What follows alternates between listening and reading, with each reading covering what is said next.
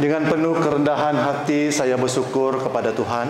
With all humility, we want to give thanks to God. Adalah satu kesempatan yang indah untuk berkongsi akan firman Tuhan. It's such a wonderful privilege to share the word of God. Ini adalah kesempatan yang kedua untuk saya berkongsi firman Tuhan dalam kebaktian Gunung Murud ini. This is my second occasion to preach the word of God in this Mount Murud Prayer Ministry. Ya, saya lahir di dalam terlibat ataupun maksudnya saya lahir di dalam kebangunan rohani. I was born in the time of revival.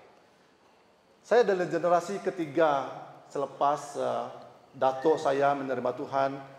I'm in the third generation after my grandpa who received Jesus into his life. Dan saya selalu mengikuti mak saya ke kebaktian-kebaktian tertentu dalam kebangunan rohani. I would follow my mother to all the meetings during the revival. Dan saya ada kesempatan melihat salah satu wonders ataupun miracles that happen here. Dia sempat untuk melihat satu daripada mujizat yang terjadi di tempat ini. Dan pada waktu itu sekira umur saya dalam 10 tahun. He was about 10 years old.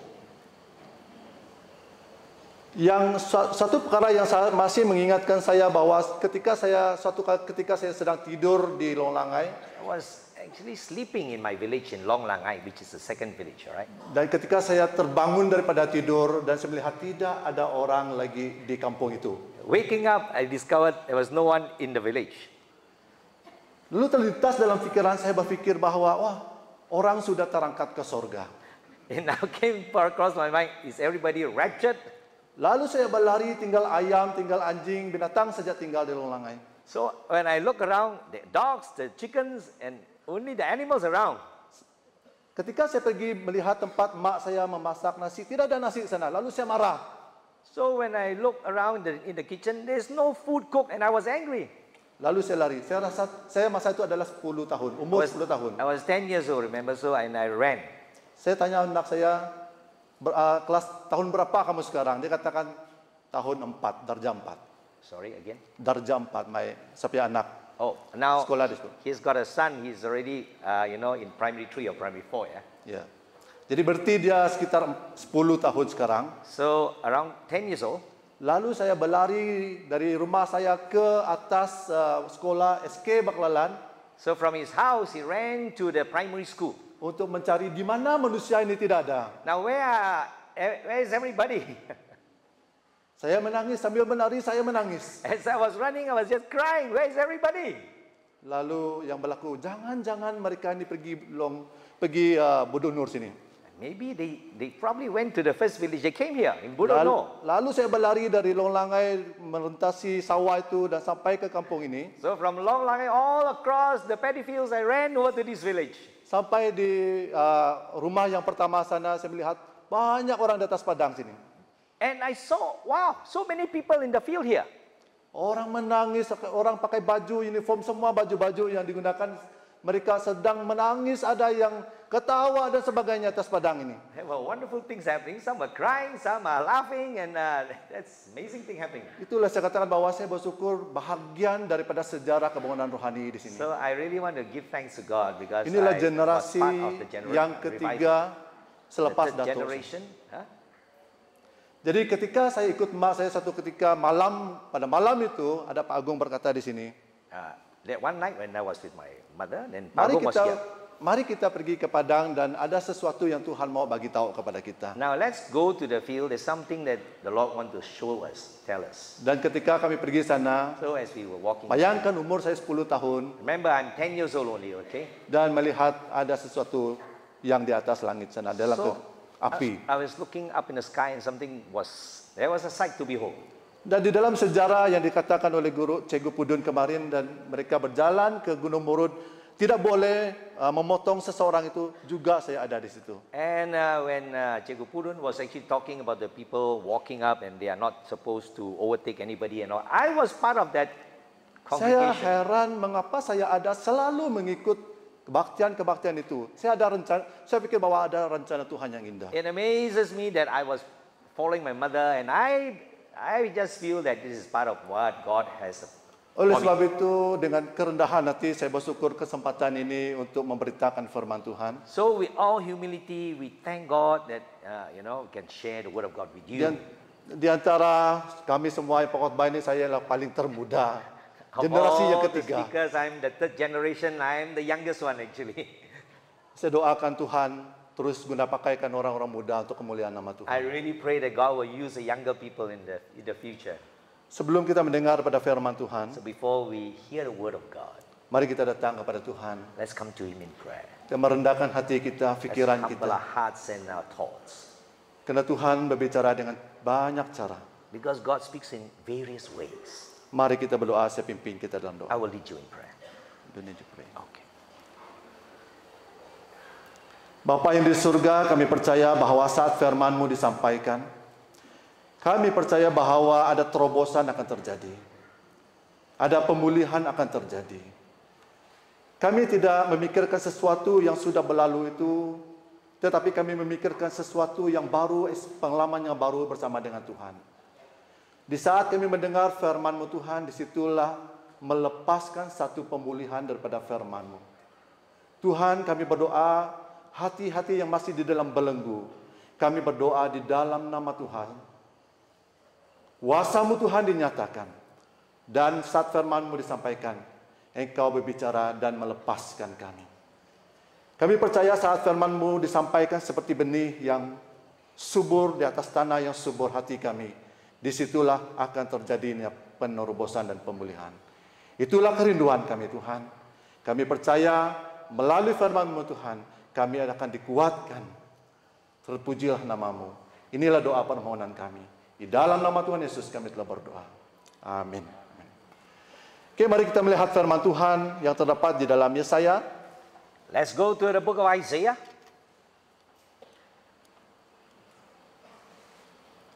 Yesaya pasal yang ke-62 ayat yang ke-10. Itu ayat yang telah diberikan. 62 verse 10. Firman Tuhan berkata di dalam Yesaya pasal yang 62 ayat 10 berkata, Berjalanlah melalui pintu-pintu gerbang. Persiapanlah jalan bagi Tuhan. Umat, bukalah jalan raya. Singkirkanlah batu-batu. Tegakkanlah panji-panji untuk bangsa-bangsa. Go through the gates, prepare ye the way of the people, Cast up the highways, gather out the stones, lift up a standard for the people. Tema kita pada tahun ini adalah mempersiapkan gereja untuk pemulihan. Making ready the church for restoration is our theme this year. Saya percaya bahwa ramai gereja yang terkesan akibat COVID-19. Baik itu segi sosial, ekonomi, rohani kita juga turut terjejas. So we all feel the effects of COVID and of course economically, spiritually, we are affected. Ibadah-ibadah juga diperketatkan dengan peraturan-peraturan. So even our worship, we have many rules and regulations that have come up. Iman anak-anak Tuhan juga teruji dalam tempoh 2 tahun ini. So the faith of the children of God are tested, yeah. Di tengah-tengah keadaan seperti ini, situasi seperti ini, marilah satu panggilan Tuhan, marilah kita bangkit dan segera bangkit. And in the midst of all that has happened, is a theme that's a call for us to rise.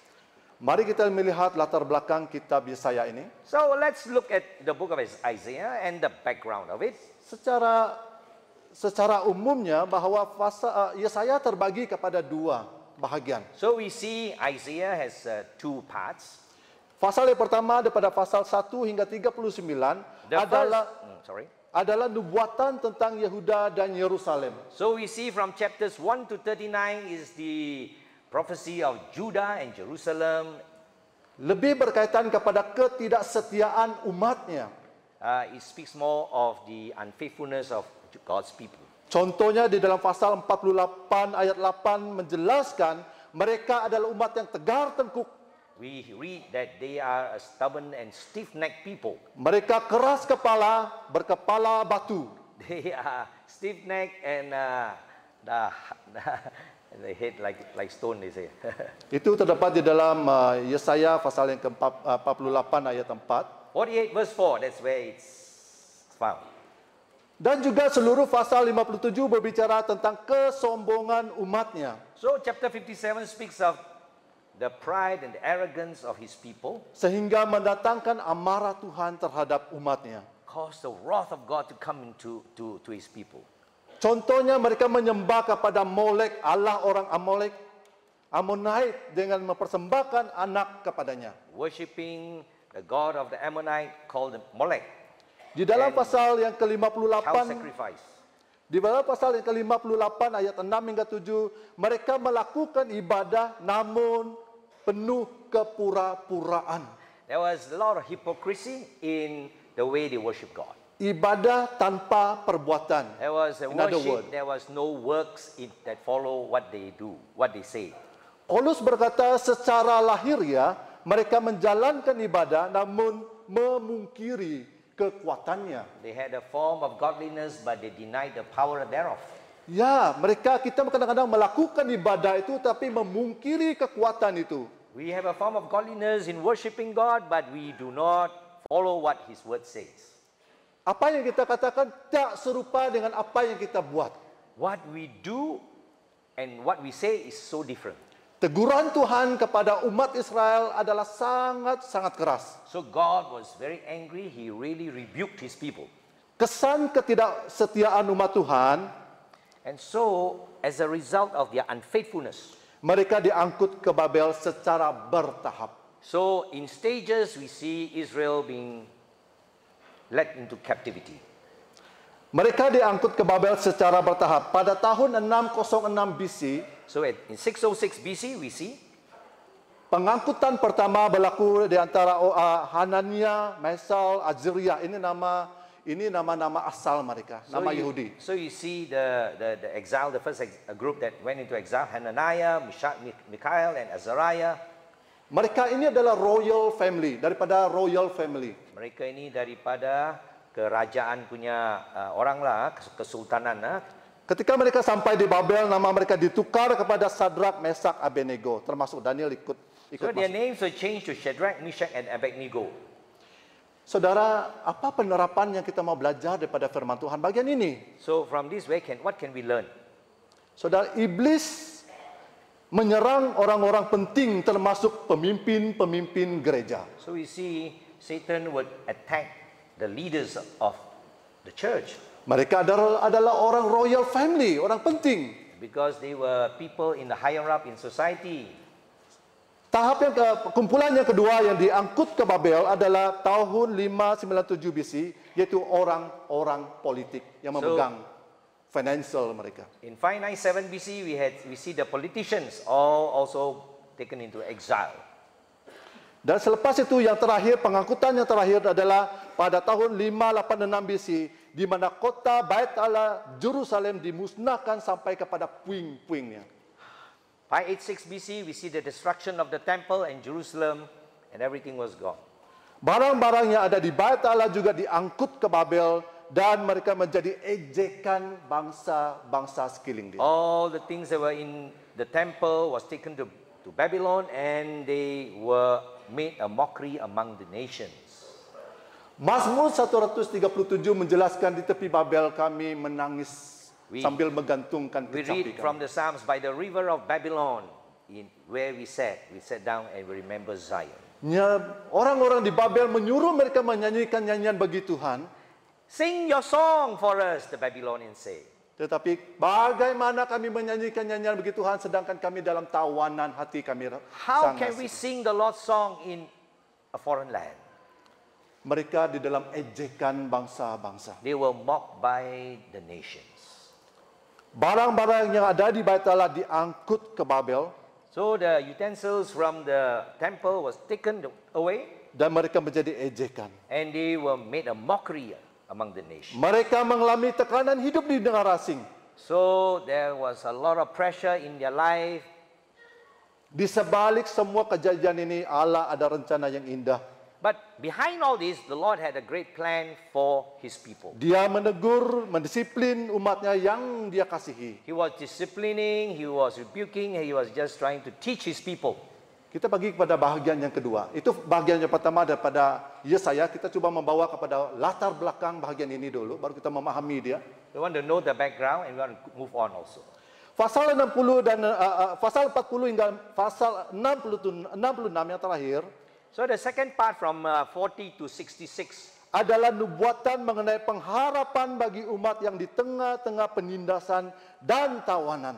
So in the midst of persecution, there is hope for the future. Allah berjanji memberikan keselamatan kepada mereka. So God promised that He will bring salvation to His people. Sama halnya penawanan, penindasan itu dalam tiga tahap. Demikian juga 3 tahap juga mereka kembali ke Yerusalem. Just as there were stages of them going to exile, there will be stages for them to come back to their land. Pada tahun 537 BC, So in 537 BC, Raja Cyrus membenarkan mereka pulang di ketua yang pertama adalah Zerubbabel. so Zerubbabel led the first stage of coming back through in the time of King Cyrus. Pada tahun 458 BC, kumpulan yang kedua dibawa Ezra kembali membangunkan kembali Bait Allah. So in 458 BC, Ezra led the exiles to come back to build the temple of God again. Dan kumpulan yang terakhir ada di bawah Nehemia membangun kembali tembok Yerusalem. We see in 444 BC, Nehemiah was brought back and then they rebuilt the walls of Jerusalem.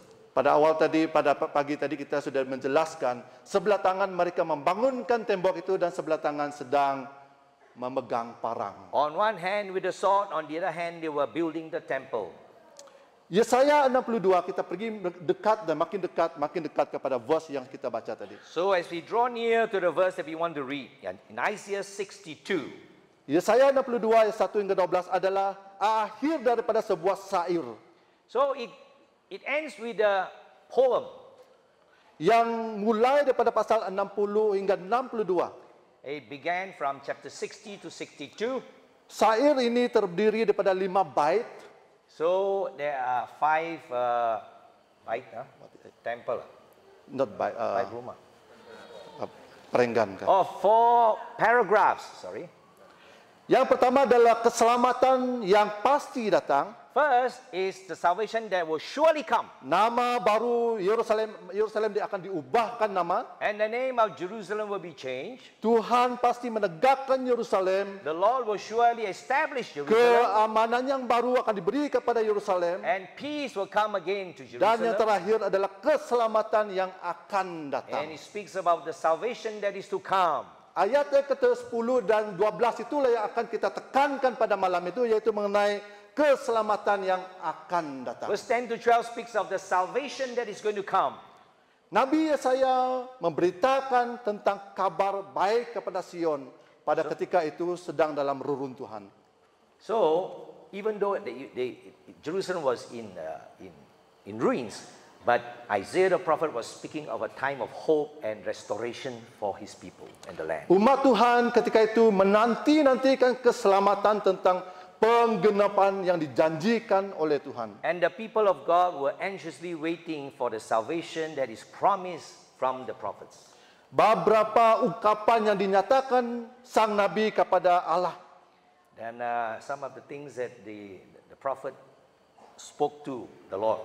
Contoh dia, kembalilah ya Tuhan, betapa lama lagi, sayangilah hamba-hambamu. How long, Lord? Come back to us. Please have mercy on and love your servants. Jelas bahwa betapa sang nabi itu merindukan keselamatan kepada bangsanya. We see the prophets longing for salvation for the people of Israel. Kalau kita melihat gambaran ini kesemuanya adalah satu gambaran bahwa pihak Allah lah yang menyelamatkan umatnya. When we look at this, it's like God is the one who is doing all the saving. Ada 3 perkara yang akan kita belajar pada malam ini berkenaan dengan keselamatan. But let's learn 3 things from this salvation. Bagaimanakah firman Tuhan Yesaya 62 ayat 10 ini berkaitan dengan keselamatan kita? How does this verse connect with our salvation? Yang pertama adalah Allah menyelamatkan kita dengan memanggil kita keluar daripada kegelapan kepada terang. He has called us out of darkness into His light, number 1. Sekali lagi, Once again, bagaimana dia berkenaan kepada keselamatan kita? how does it connect with our salvation? Allah menyelamatkan kita dengan memanggil kita keluar pada kegelapan kepada terang. The Lord God has called us out of darkness into His light.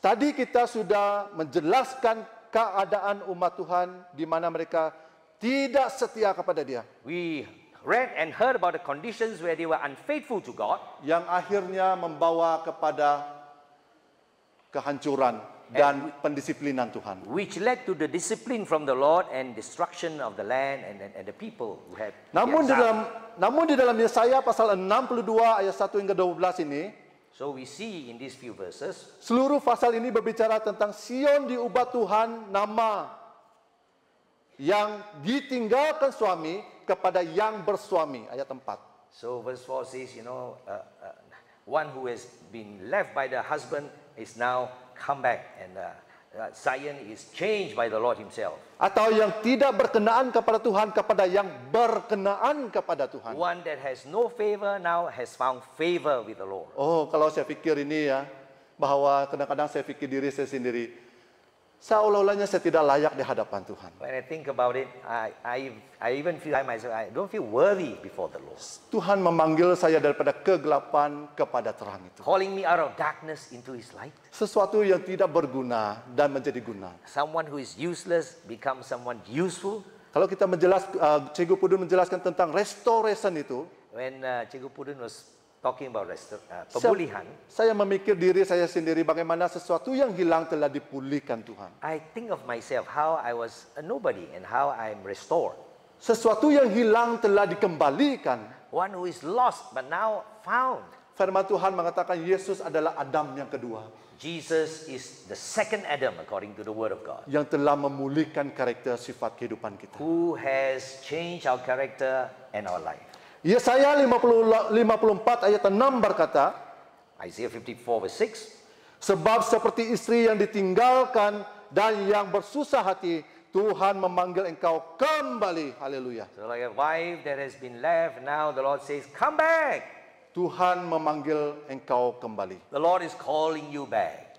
Alkitab menggunakan metafor suami dan istri untuk mengungkapkan sesuatu. The metaphor of the husband and wife is used to reveal a truth to us. Yaitu sebuah pasangan yang telah mengikatkan suatu janji. One that has made a covenant with one another. Umat Yahuda adalah umat pilihan Allah. The Judah is actually, they are the people of God. Allah ingin memperbaharui perjanjiannya dengan umatnya. God wants to renew the covenant with them. Ayat 10 menjelaskan, Verse 10 says, berjalanlah melalui pintu-pintu gerbang. go through the gates. Kemungkinan besar itu adalah menjelaskan pintu-pintu gerbang di Babel. Perhaps it's talk about the gates that are in Babylon. Di mana Allah menyelamatkan sisa orang Israel keluar dari Babel kembali ke negeri Where the mereka. Lord has saved His people from Babylon and go through the gates out to go back to their Kamu land. boleh rujuk itu dalam Mika pasal 2 ayat 12 Micah 2 hingga verse 12, you can read that. 13, And 13 Yesaya 48 ayat 20. Isaiah 48:22. Gambaran yang coba dijelaskan di sini So you see the picture that is shown to us. bukan hanya menyelamatkan mereka dengan membawa mereka kembali ke negeri mereka It's not just to save them and bring them back into their land, yang diberi nama Yerusalem. and that is named Jerusalem.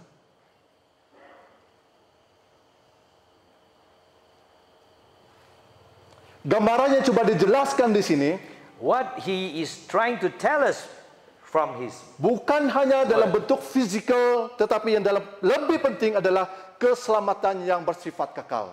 so it's not just a physical restoration, but one that is eternal in its nature. Allah memanggil kita daripada kegelapan kepada terang, God has called us out of darkness into light, daripada kerajaan duniawi kepada kerajaan Allah, from a worldly government into a godly government, dalam konteks gerejanya ataupun eklesia. in the context of the church, the ecclesia. Kamu dan saya adalah gereja-gerejanya. We are His church, His body.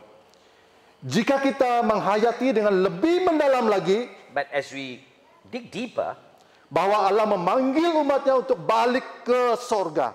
that the Lord is calling His people back to heaven.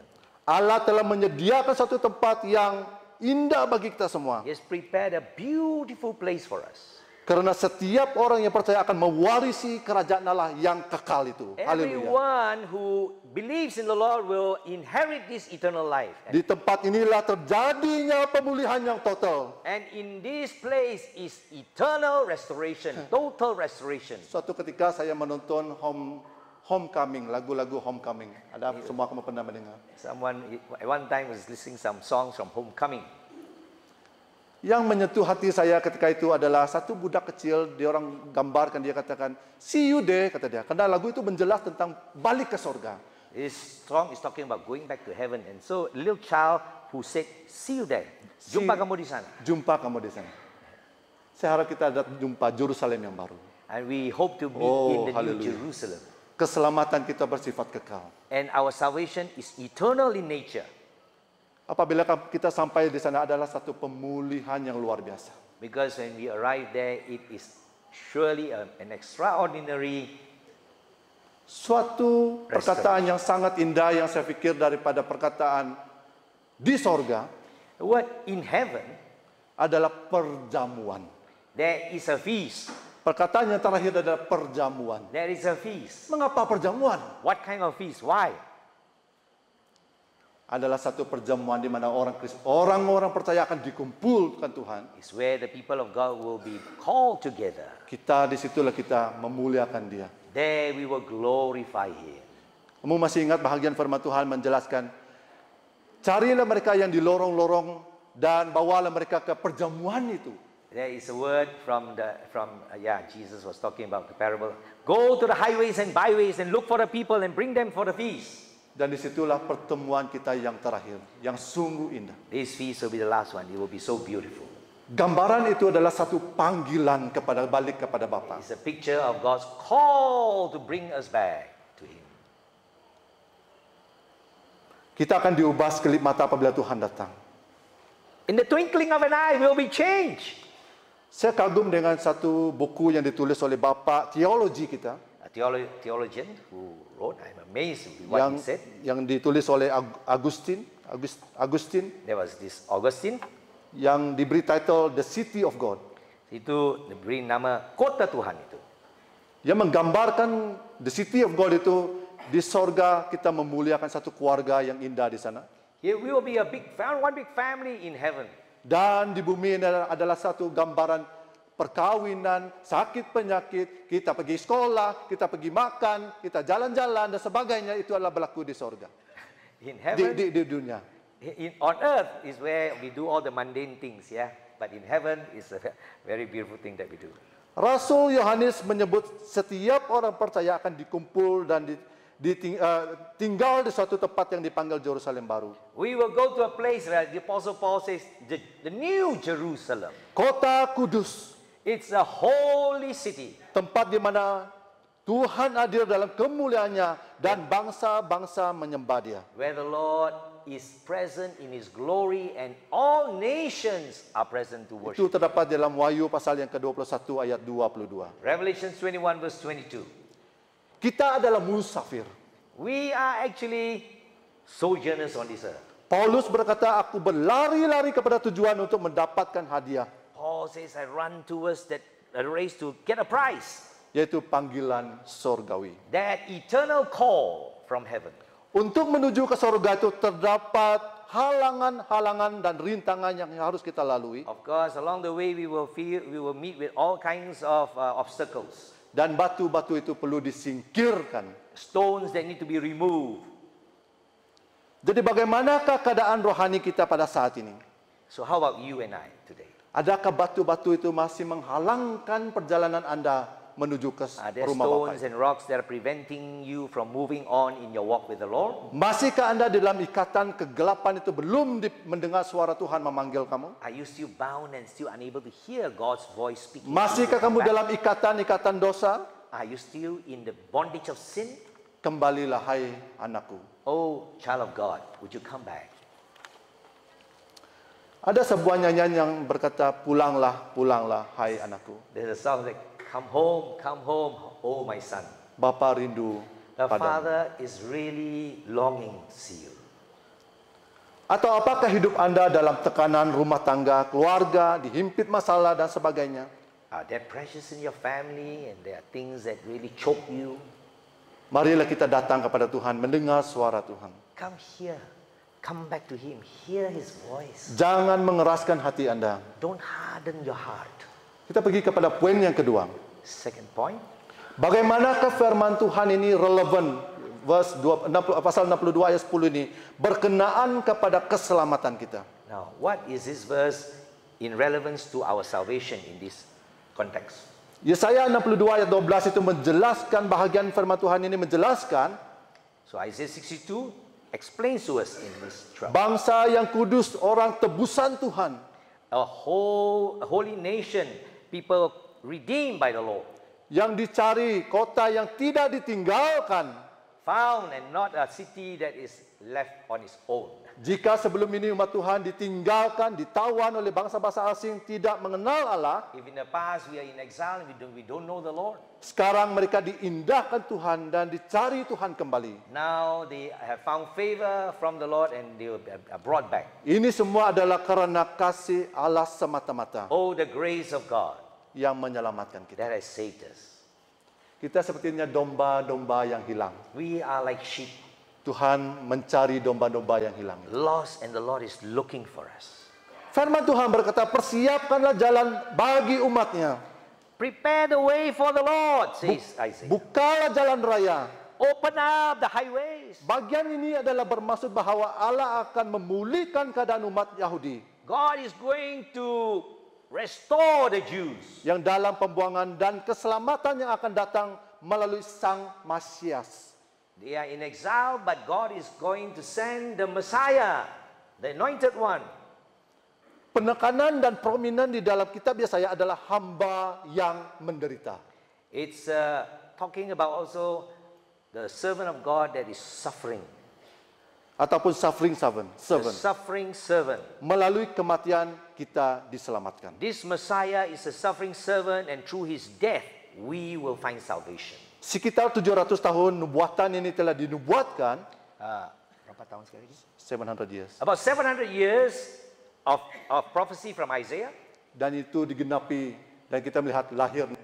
Hallelujah. The Lord Jesus was born after that. Yohanes Pembaptis berkata, John the Baptist say, membuka tali kasutnya pun aku tidak layak. I'm not even worthy to open his shoelaces. Yohanes pasal 1 ayat 7.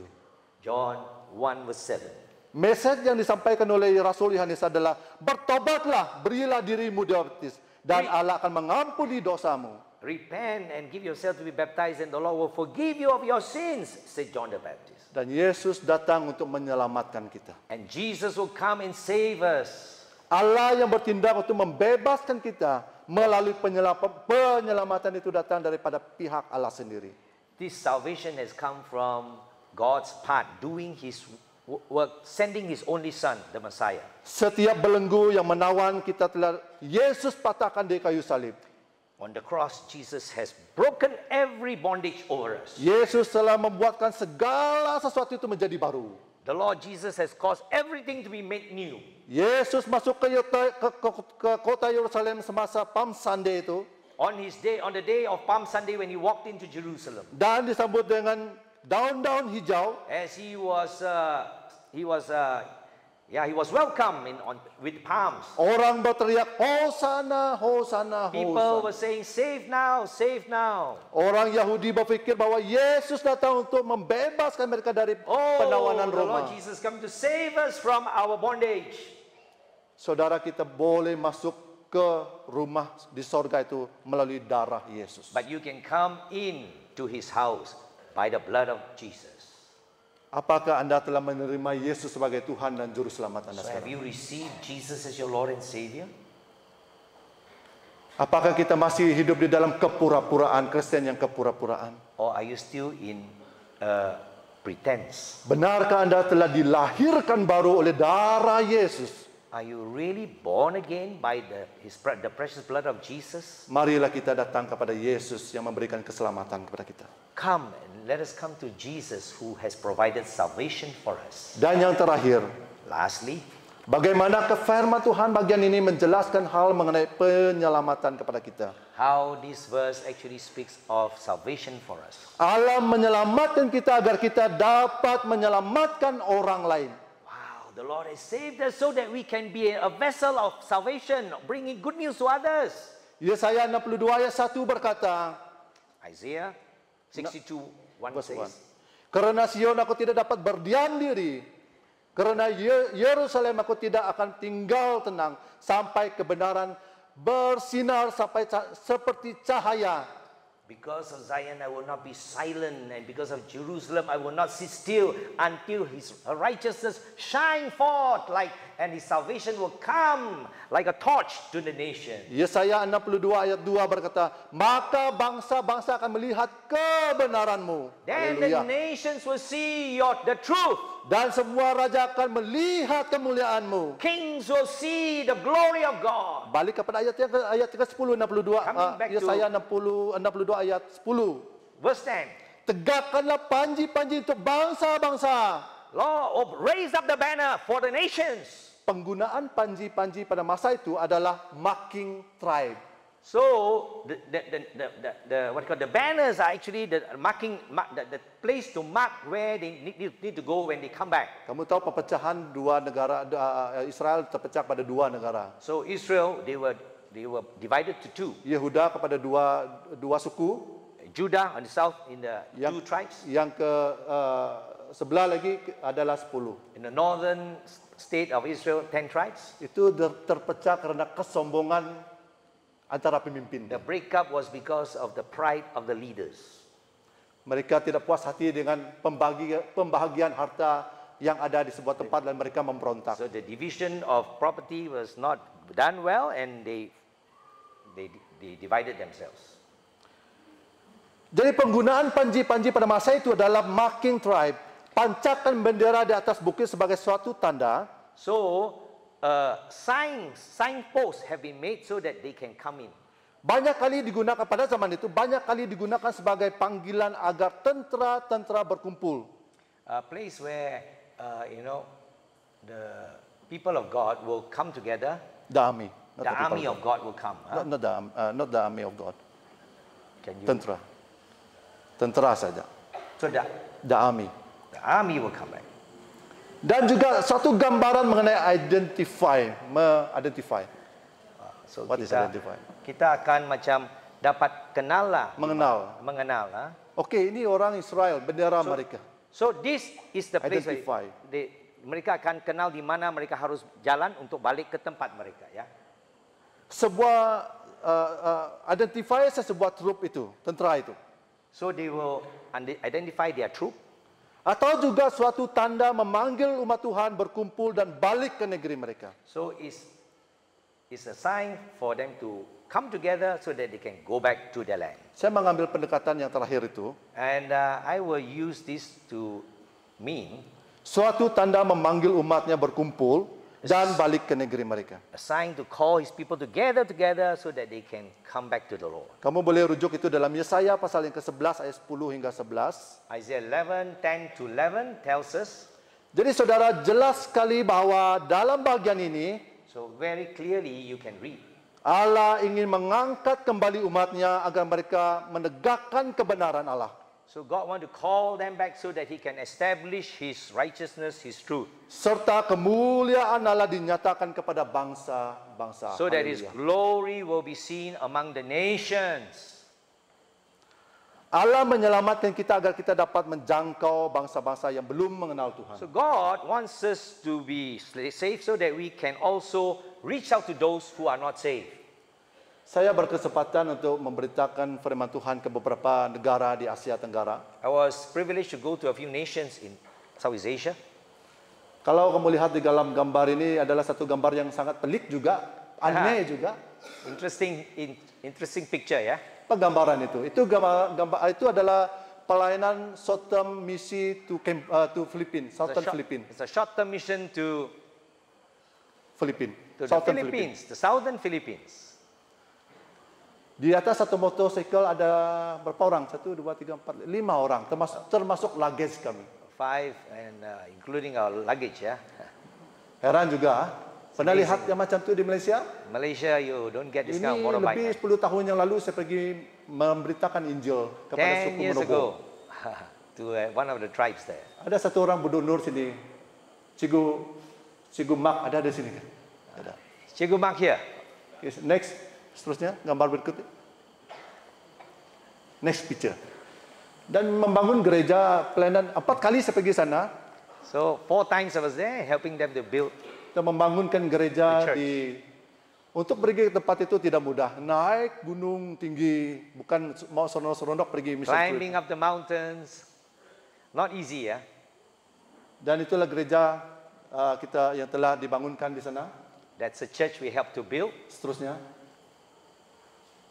Dan membaptiskan orang yang baru percaya. Baptizing people who just come to faith. Seterusnya. Dan ini beberapa orang yang telah kita baptiskan di Southern Philippines. Southern Philippines, the water baptism. Apa yang mencabar saya satu kali adalah trip yang pertama saya hampir kena tangkap. First trip, I almost got kidnapped actually. Kalau kamu pergi ke Filipina Selatan itu adalah lubang singa. There's a cave of the lions there. Huh? Kamu tahu itu singa, kamu masuk dalam mulut dia. If you go into his mouth, you get ready to be eaten up. Setiap kali saya terbang ke pelayanan misi, saya bagi tahu dengan istri saya. Every time I tell my wife before I go, Just in case saya tidak dapat balik. get ready, I may not come back. Ya, saya hanya sempat ambil paspor saya dan masuk ke dalam, singkat cerita saya, masuk ke dalam jeepney, kecil tuh jeepney. Dan Put my melarikan passport diri. and then go into the vehicle and go. Dan itulah pengajaran trip pertama saya ke pelayanan misi. My first trip, the mission trip to another country. Dan juga saya berkesempatan untuk memberitakan Injil di Cambodia. I also went to Cambodia to share the good news. Minta maaf saudari Doris, saya tidak bagi tahu kamu bahwa saya mau ambil gambar ini Apologies ditontonkan pada malam to Sister ini. Doris. She's Jadi in the kita picture. membangunkan gereja melibatkan diri. Kalau saya berbicara tentang hal ini adalah berbicara tentang apa keperanan gereja menjadi terang kepada dunia ini. So the role of the church to be a light to the nations. Untuk apakah kita dipulihkan? So for what? Itu Do yang we saya are mau tekan. restored? Bukan sengaja saya mau buat ini, tetapi emphasis saya adalah mengapa kita wujud, mengapa kita ada di sini. Showing this so that you understand why you are here and what is Apa peranan kita? your role. Kalau semua kita ini ada mission minded, If we are mission minded, saya rasa dunia ini dapat cepat dijangkau. I feel that very fast the whole world will be reached with the gospel. Oke, gambar dia berikutnya. Itu gambar saya, sangat kecil peranan saya hanya menggunting rambut saja. Very small role, just to help cut the Itu, hair of the little children. kalau lepas ini siapa mau gunting rambut, jumpa saya. Look for me, I can help you cut your hair. Harap dia sangat baguslah. May not be that great. Jadi apapun peranan yang kita boleh buat, kita melibatkan diri di dalam pelayanan misi. Whatever we can do, we go into missions. Gambar berikutnya. Dan kita juga menyediakan ubat-ubatan dan rawatan, kita bawa nurse dan menolong mereka. Bringing the medical mission, yeah. Itu pelayanan di Cambodia. That's in Cambodia. Ada 2 kali saya pergi ke sana dan kita juga dalam otak saya berfikir bagaimana saya sebagai guru di Budokaru membawa exposure kepada student melibatkan diri dalam dunia misi. How can I, as a teacher, expose my students into mission? Dalam 2018 kita berjaya mengutuskan beberapa orang dan termasuk 1 orang lecturer. 2018 we managed to go and there was a lecturer that came with us. Saya mulai mengajar di Budokaru 2018 dan saya berfikir bagaimana belajar daripada sebuah sekolah teologi yang lain dan terap itu dalam sekolah kita. How can I use what I learned to apply that into the Bible school students and what they study? Selain daripada di pelayanan di Cambodia, kita juga melibatkan diri di dalam pelayanan di Nepal. We also went to Nepal. Pada ketika itu adalah, kalau kamu lihat di belakang saya itu adalah gambaran di mana terjadinya gempa bumi berapa minggu sebelum itu. So a few weeks after the earthquake, we see the picture of the destruction in that land. Kami tidak menyangka bahwa akan terjadinya gempa bumi. Hampir batal pelayanan misi ini. Sorry? Kami tidak tahu bahwa adanya gempa bumi dan kami sudah belikan tiket kami. Already bought ticket, didn't know there was an earthquake, and we were there. Kami terbang dari Penang ke Bangkok, From transit Penang to Bangkok, and then Bangkok terbang ke Kathmandu. all the way to Kathmandu. Dan seterusnya, gambar berikutnya.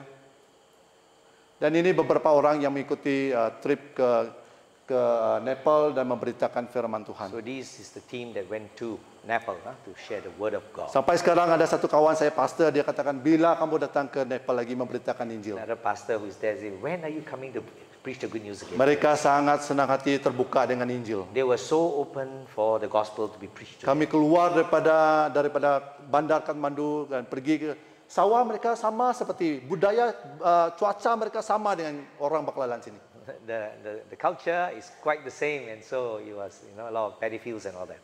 Ya, ini beberapa contoh yang menggambarkan bagaimana kita sebagai gereja melibatkan diri dalam pelayanan Tuhan. Some of the examples of how the church can be involved in mission. Tuhan ingin memulihkan mezbah doa setiap keluarga So He will restore the altars of every family, agar kita dapat membawa impak kepada orang lain. so that we will make an impact to others. Gereja yang sehat harus mulai dengan keluarga yang sehat. A healthy church must come from a family that is healthy in is living with God. Sehat rohani maksudnya. Spiritually, I mean.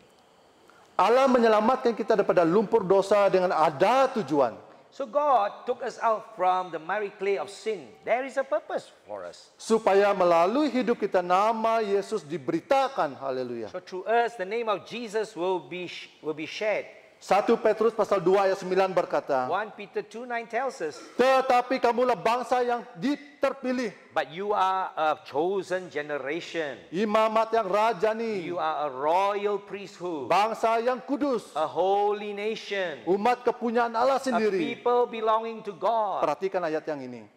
Supaya kamu menceritakan perbuatan-perbuatan yang besar daripada Dia. So Haleluya. that you can manifest His works to the nations. Yang telah memanggil kamu keluar daripada kegelapan kepada terang yang ajaib itu. Haleluya. Called you out of darkness into His marvelous light. Tugas dan tanggung jawab kita sebagai gereja adalah memberitakan perbuatan-perbuatan Allah yang ajaib itu. The church is to share the marvelous light of God to the nation. Namun ada gereja yang selalu dalam konteks comfort zone. There are churches still in the comfort zone Keadaan yang sangat selesa. and too comfortable. Ingin merasakan hadirat Tuhan saja. Always wanting to feel the presence of God. Tanpa melihat kebutuhan orang lain. Not wanting to see those in need. Bagi saya itu adalah siok rohani. This is, what is syok? I also don't know how to say. Enjoy lah, huh? Ataupun siok sendiri. Tetapi ramai jiwa-jiwa yang masih menanti-nantikan But pertolongan yeah, kita. there are many people all over the world still waiting for us. Yeah. Matius pasal 25 ayat 36 berkata, Matthew 25 verse 26 tells us, firman Tuhan berkata, sebab ketika aku lapar, when I was hungry, kamu memberi aku makan. did you give me food? Ketika aku haus, When I was thirsty, kamu memberi aku minum. oh, you gave me drink. Ketika aku dipenjarakan, engkau melawat aku. When I was in prison, you visited me. Ketika aku seorang asing, kamu memberikan aku tumpangan. When I was a foreigner, you gave a place for me to stay. Ketika aku telanjang, kamu memberikan aku pakaian. I was naked, you clothed me. Ketika aku sakit, kamu melawat aku. I was sick, you visited me. Di manakah peranan-peranan kita sebagai gereja hari ini? So where are we today? Are we doing these things? Apakah kita syok sendiri dengan hadiratnya Are we so Tuhan saja? comfortable with our own lives? Saya tengah mencari bendera-bendera yang ada di sini. I'm looking at all the flags that are here. Saya melihat ada bendera Filipina, As Philippines, yeah.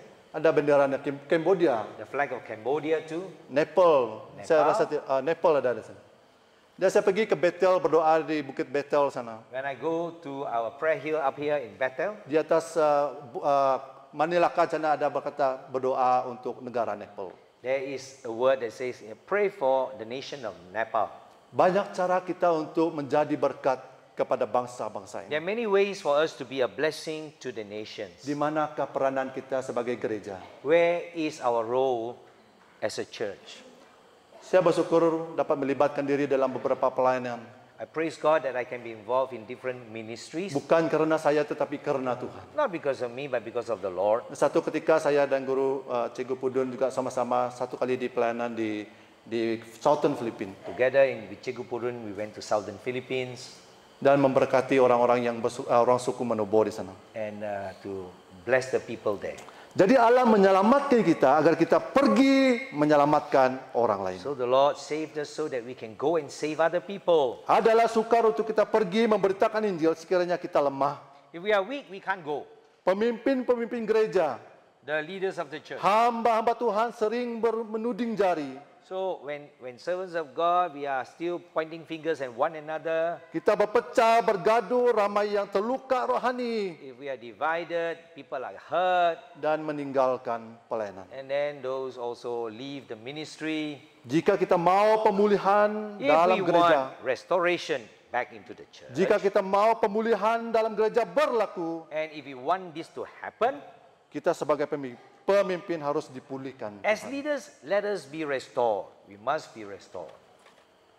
Ada 4 perkataan penting yang terungkap di dalam firman Tuhan ini. So 4 important words that I see in this word of God. Ada 4 R yang sudah saya jelaskan di dalam kebaktian muda-mudi. So the 4 R's that I shared with the young people this afternoon. Return, Kembali, repent, bertobat, renew, diperbaharui, dan rejoice. dan bersukacitalah. Saat kita bertobat dan betul-betul bertobat dan barulah berlakunya sukacita, When we rejoice. truly repent, then there is joy. Sebagai kesimpulan daripada firman Tuhan ini, So, in a summary now, Allah dengan penuh kasih dan rahmatnya God, who is full of love, filled with love and His mercy, telah menyelamatkan kita daripada lumpur dosa has saved us from the miry clay of sin. itu telah dilakukan oleh karena penebusan darah Yesus Kristus It was done by the redemption by the blood of our Lord Jesus Christ. dari sesuatu yang tidak indah dan dipedulikan orang One that is not beautiful and ugly and not left to die, menjadi sesuatu yang berharga di mata Tuhan. becomes so precious in the sight of the Lord. Pemulihan yang Tuhan lakukan ke atas hidup kita The restoration that He has done in our lives, agar kita menjadi saksi pekerjaan Allah yang besar so dan that dahsyat. we can be a witness to the nations. Dengan itu saya mengajak pemain musik dan penyanyi latar. Let's invite the musicians to come. Saya membuatkan sesuatu yang agak pelik untuk kita pada malam ini. I want to do something unusual with us tonight. Saya sebagai pengkhotbah dengan sikap rendah hati As a preacher, as I humble my heart before Him, mau didoakan. I want to be prayed for. Kalau dikatakan saya yang pertama mau didoakan. If I say I first want to be prayed for. Kalau iblis mulai menyerangkan orang-orang penting di Yerusalem, If Satan wants to attack the important people in Jerusalem, dia akan attack orang yang pemimpin-pemimpin yang pertama. he will attack those in the front line, on the front line. Pastor-pastor, The pastors, pemimpin gereja the leaders of the church. yang akan dimulai diserang dan He marilah will kita try to datang. attack them. Kita naik ke satu nyanyian Let's sing a song. Roh Kudus. Selepas nyanyian pertama itu dinaikkan, saya minta semua hamba Tuhan, After the first song, we invite all God's servants.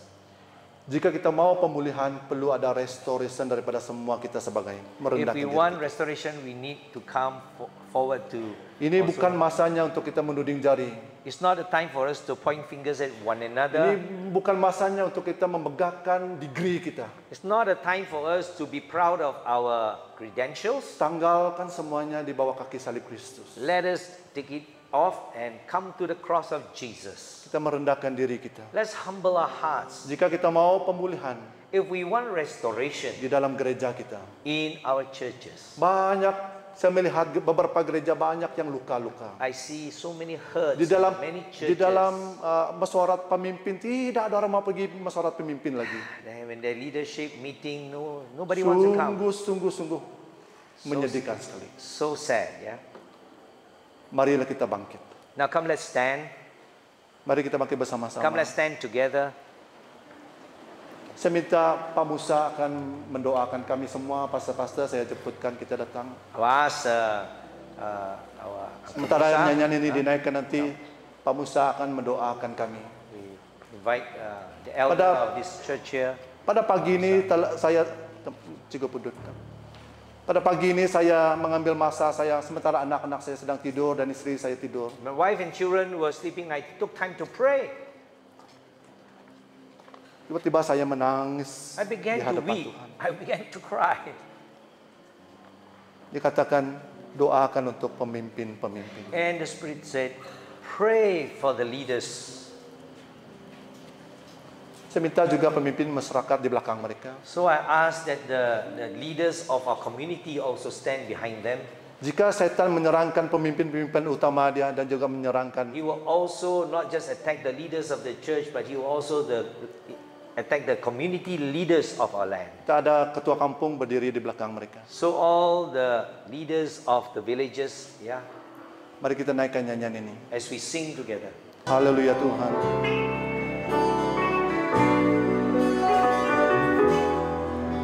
Ito nga, men panganani na panimo sa mga patay.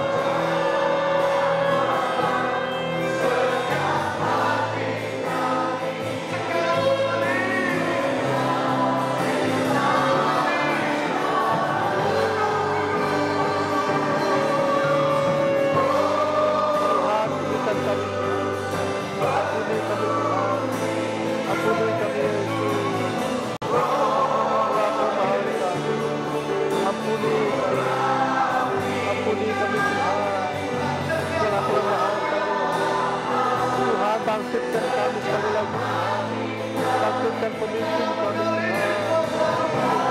Tuhan kami berdoa, ampuni kami, ampuni kuduskan kami Tuhan. Ampuni kami Tuhan. Tuhan ampuni kami.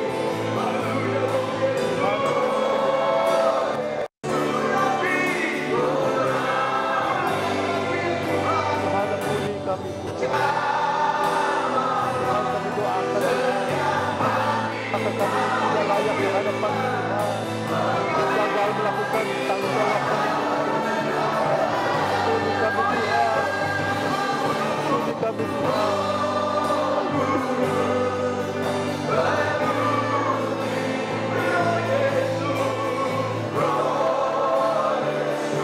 Ampuni gereja kami Tuhan. Bebaskan kami Tuhan. Menghapus segala kelemahan kami di hadapan. Tuhan bebaskan kami. Melaluilah kuasa-Mu Tuhan. Pulihkan gereja kami Tuhan. Pulihkan Tuhan. Pulihkan kami Tuhan. Pulih kami Tuhan. Bukan masa untuk kami menuju jari dari Tuhan. Pulihkan kami Tuhan. Pulihkan gereja kami Tuhan.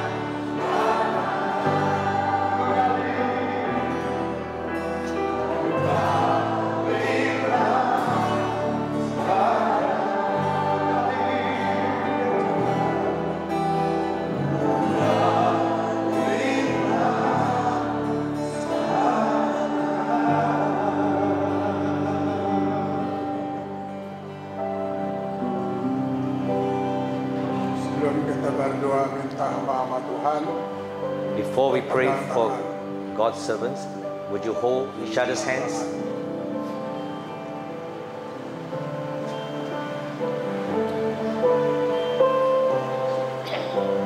Allah taman kailok liga na surga. God, our Heavenly Father, Holy One, Allah in kailok heaven. malalut. who is all powerful. Ikaw to daw bang kerajaan surga. You sit in your throne in heaven. Idiniya na kaila mululuk anak-anak mulun tanah ini. You look upon us, your children who are on this earth. Tuhan kini kay semaya. Now, Father, we are praying Kuan demulun Tuhan. for all your servants Lo sedang tupad paatun mo na kini. who are standing before you right now. Tuhan wi merena dakuan mo Tuhan. Oh, Father, we commit them into your Ikaw lo hands. kuan na da. You own them. Ikaw lo malalud. You are all powerful. Ikaw lo kinan kuasa. You have all might. Makay na da. Would you use them Sebagai hamba mo lo ngakam. as your servants who are Lo serving malayani anira ni that tempat are su ministering pelayanan da. wherever they may be? Menu kay na mo Tuhan. Lord, fill Ikaw them. lalud lo kraya. Your power is all Ide mere urapan mo encompassing. kuan da palo na bangkarab na. Anoint them even now. Sakira na bangkarab masalok pa nga. If in the past Ida malaya bang pelayanan. they were weak in their ministry, Ida inan kekurangan bang pelayanan. lacking in ministering, Bang karabi ni kaya mo even Tuhan. now we ask Adi ko for you marina na that matuwas you ko will strengthen them again with a new anointing from the Holy Karabi Spirit. na ngakam kerja ko And mo as they Tuhan. serve you, Lalu Lord, dan kuasa mo power kerja. and anointing Lalu mo Tuhan hindi will patpalin move anda. among Hindi them nga naon and na with da them. ina semangat lo Then you will mabalo. give them a new zeal. Iko sebulang lo ala kaya lo inan kaya. You are our only Lord who we will Terima trust kasih, and Tuhan. call upon. Thank you, Lord. Among idalok tupad yan All ito. that are standing here, Iko kali na da. you know every one of them and see them Iko niyar bang niyat da. and look into their Dengan hearts, kuasa mo Tuhan. and you know with your power. Tuhan kaya sebayang kwan dan ni Tuhan. So we pray for them right Pa now, Tuhan ngerarang kuasa mo that you will pa place your power upon them. Doi damaliani sebagai hamba mo lo pang sidang. Whether they are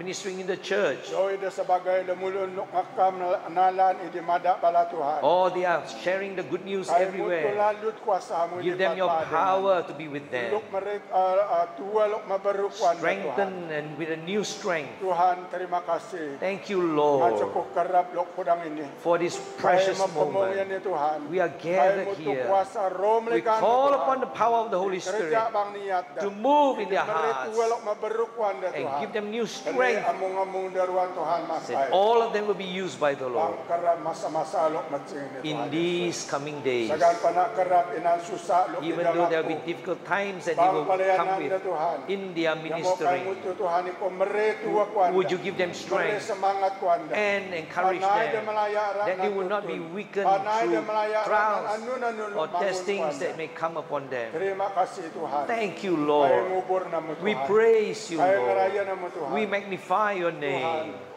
nolong bang Lord, ini. help at this moment. Kaya muto nama Tuhan. We- Maparuan na dah. We call upon you to bless them. Among-among luk panganacing bang. Everyone who have come at this moment.